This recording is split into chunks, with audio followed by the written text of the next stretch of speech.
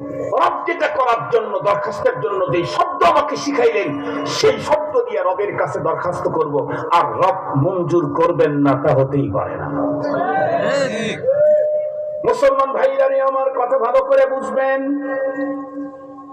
এতক্ষণ পর্যন্ত একটা বিষয় আপনাদের হৃদয়ঙ্গম করবার জন্য এতগুলি কথা বললাম, সেটা হলো দুনিয়ার মানুষের স্বভাব চরিত্রটাই হলো এমন, যেই কষ্টের পরে পাওনা অনেক বড় হয় সেই কষ্টগুলি দুনিয়ার মানুষ স্বাচ্ছন্দ্যে গ্রহণ করে, ওইটাকে কষ্ট মনে করে না। খুব ভালো করে বুঝবেন, যে কারণেই এই তামাম পৃথিবীর প্রতিটি মা জীবনের ঝুঁকি নিয়ে একটা সন্তানের জন্য পাগলের মতো হয়ে যায়। খুব ভালো করে বুঝবেন, অথচ মার জন্য তার সন্তান এই কাজগুলি করবে অথবা মায়ের প্রয়োজন হবে এটা কিন্তু নিশ্চিত না। এমনও তো হতে পারে মা তার যৌবনী দুনিয়ার থেকে বিদায় নিয়ে গেলেন, বার্ধক্যতা পর্যন্ত পুষলেন না, তাহলে তোর সন্তানের এই ভালোবাসার দরকার তার হবে না।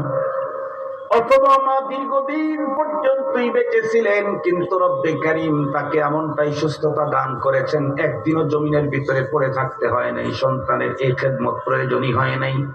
আল্লাহ না করুক, এমনও তো হতে পারে মার সন্তান, যেই সন্তান নিজেই নিজেকে জাহান্নামের আগুন থেকে বাঁচায় না, সে আবার তার মা বাবাকে মুক্ত করবার জন্য আল্লাহর আদালতে জামিন ধরার প্রশ্নই তো আসে না।